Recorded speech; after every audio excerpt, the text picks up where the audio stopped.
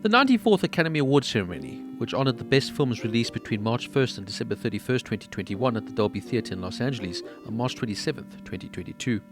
The ceremony was hosted by Regina Hall, Amy Schumer and Wanda Sykes. It was the first ceremony since the 83rd Academy Awards in 2011 to feature multiple hosts. Unlike the previous year's ceremony, which was downsized and held at a different venue with strict health and safety protocol due to COVID-19, the 94th Academy Awards returned to the Dolby Theatre with modified protocols. On the 17th of February 2022, the New York Times reported that the Academy would require attending nominees and guests to show proof of vaccination or a valid medical exemption and 2 negative PCR tests in order to attend. Presenters and performers underwent rigorous testing but were not required to be vaccinated. Audience members in the sections closest to the stage were seated further apart but were not required to wear facial masks. Kenneth Branagh, who had fallen ill with COVID in the week prior to the ceremony, had been cleared the day before and therefore was able to attend. Now, last year's ceremony was a complete disaster, sluggish and humorless, with the Best Actor winner, Anthony Hopkins, asleep at home when he was announced. As forgetful as that one was, this year would definitely never be forgotten, but maybe for the wrong reasons. Now let's discuss all the controversies, and boy, there were a few. To tie into the ceremony's theme of movie lovers unite, the Academy teamed up with Twitter to host an Oscars fan favourite contest, where the Twitter users could vote for their fan favourite film of the year and their fan favourite moment. The movie with the most votes would be recognised during the telecast. Fans could vote for their favourite films using the hashtags OscarsFanFavourite and OscarsCheerMoment, with up to 20 submissions per day per user. Now, many criticise this new category. Mark Donaldson of Screen Rant wrote it best when he says this widens the gulf between the Academy voters and moviegoers.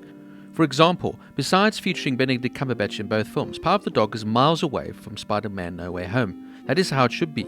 There should be a room for art house and commercial cinema. However, Spider-Man No Way Home winning for fan favourite and Cumberbatch's new film winning Best Picture would further entrench the divide between art and commerce when it comes to film culture.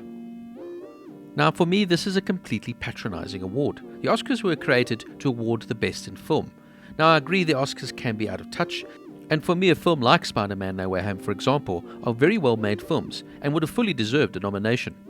For me, though, the best picture should be the film that encapsulates every aspect of filmmaking, from cinematography to editing, from directing to acting. The Oscars are not a popularity contest from the perspective of who made the most money, but rather from the perspective of who made the best collaborative film. I mean, the award for a film like Spider-Man No Way Home is at the fact that it earned $1.8 billion and was one of the most watched films of 2021, whereas Coda, which I hate to say it, has probably been watched by very few people. Although for me personally, Coda is a much deserving winner, and I love this film from start to finish, and I was so happy that it won. But that lingers the question, how relevant are the Oscars? Is it about which film makes the most money, or which film is considered the best by the Academy? Now, as with last year's ceremony, most of the films nominated for Best Picture performed very badly at the box office. This is in part due to the pandemic, with the exception of June, which grossed over $400 million worldwide, while West Side Story is the second highest grossing film to be nominated, making $75.2 million at the box office, even though it was considered a box office bomb. According to Morning Consult, survey released on March 22, 2022, these two films had the most awareness and popularity with the audience out of all 10 films nominated, with 66% of 45,000 respondents saying they'd heard of West Side Story, while 54% said they'd same about June.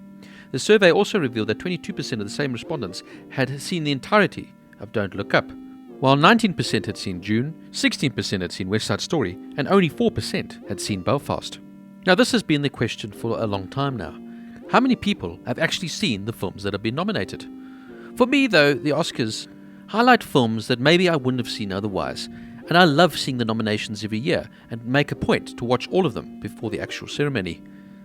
Now, even though I'm over the moon that Coda won, I don't believe art should be considered a sports contest. There shouldn't be winners or losers.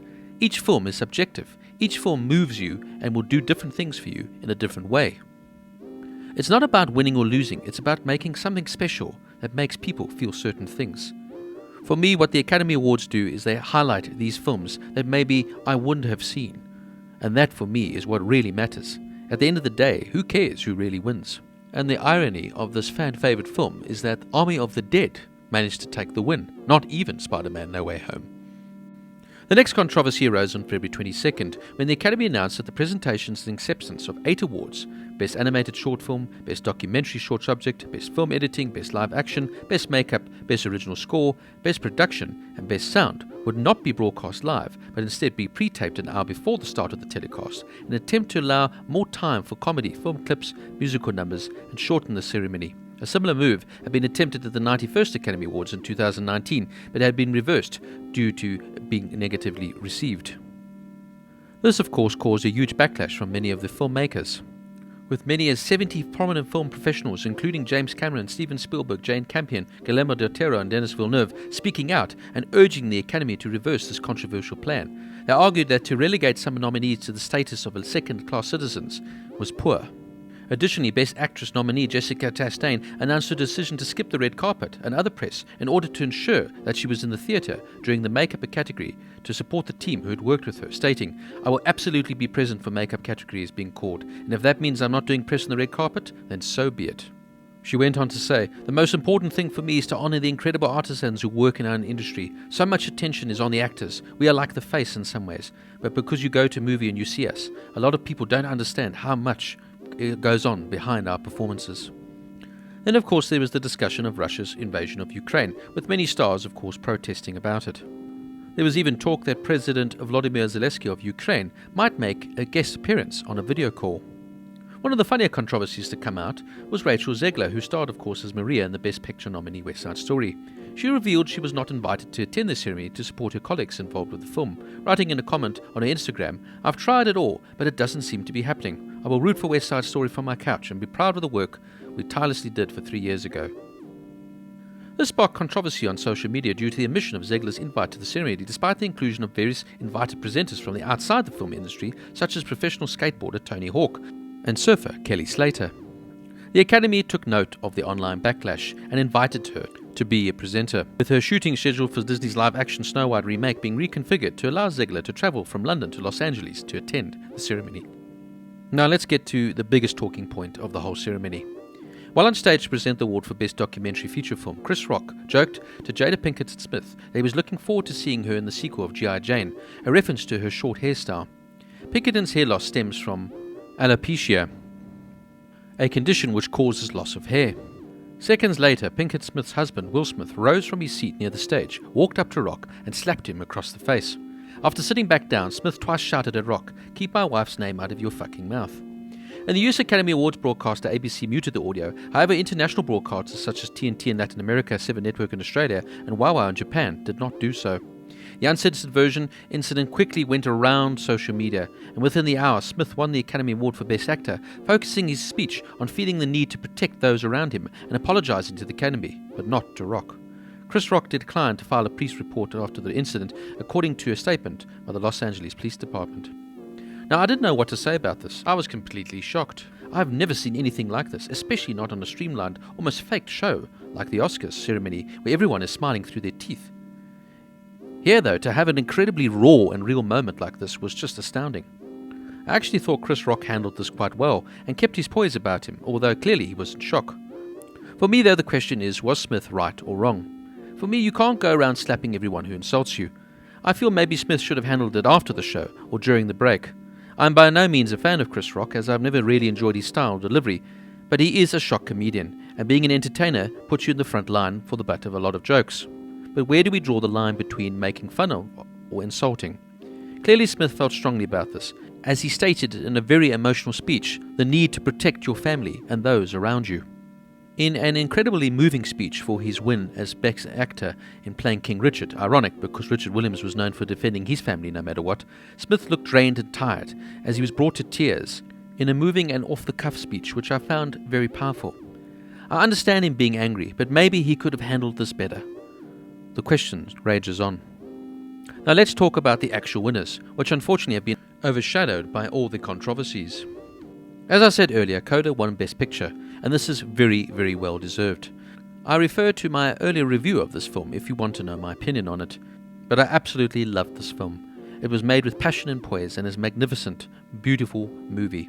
I was so happy to see it at won, if not very surprised, as I thought Power of the Dog was a sure bet for Best Picture of the year. This was definitely one of my favourite films of 2021, and I'm most happy that it won the Best Picture. Jane Campion deservedly won Best Director for Power of the Dog, of which her directing is one of the best parts of the film. As discussed, Will Smith went on to win Best Actor for playing Richard Williams in King Richard, third time lucky for this actor, and no real surprise as he'd been much favoured to win the Oscar. And he fully deserves it for this fantastic performance. In what was a surprise though, Jessica Chastain won for The Eyes of Tammy Faye in what is a magnificent performance. She transformed herself into the American Evangelist, and another spellbinding take by this amazing actress. I wouldn't have been upset if Kristen Stewart had won for Spencer, but it just wasn't to be for her. It was no surprise to see once again Troy Kotsur take home the Best Supporting Actor for his role as Frank Rossi in Coda. He's absolutely magnificent in this role and fully deserves it, as well as Ariana DeBose, who is stupendous as Anita in the magnificent West Side Story, in what was a beautiful, majestic and mesmerizing performance, and she fully deserves this win. One of my other favourite films of 2021, Belfast, took home the Best Original Screenplay for Kenneth Branagh, with Best Original Song going to No Time to Die for Billie Eilish and Finis O'Connell. No real surprise here, as the James Bond song always seems to win. Another win I was most happy about was Drive My Car, winning for Best Foreign Film, and this film fully deserves this award. There was a majestic performance by Beyoncé, whose nominated song being Alive from King Richard, dressed in a tennis ball yellow on the Compton tennis court. But the setting outside the theatre robbed it maybe of some of its power, as it felt more sort of Grammys than Oscars. Hosts Amy Schumer, Regina Hall and Wanda Sykes came out for a shared monologue at the start, and they did get off some good zingers, but the format felt a little bit awkward, with the trio waiting for their turn to deliver the next punchline. Schumer, though, was really strong, though, and I think she could have hosted the show, frankly, on her own. Now, there was definitely an eclectic taste with regards to presenters, and for example, who would have thought Tony Hawk, Kelly Slater and Shaun White, all of extreme sports fame, would introduce the James Bond tribute? Just a strange choice. There, of course, were some lovely montages celebrating decades of Hollywood's history, including a fittingly grand tribute to the Godfather series. Plus, the broadcast had a cozy feel with nominees seated in Golden Globe-style chairs and tables right up front, instead of the old style of a theatre setting. One of the highlights, though, for me, in a good way, was Troy Kotsur's acceptance speech, as the whole crowd waved their hands instead of clapping for the deaf actor. All in all, the 2022 Oscars will definitely go down as one to remember, but maybe for all the wrong reasons. Although Coda is a fantastic and deserving winner of the Best Picture, most people will only remember this ceremony for one thing: the slap heard around the world.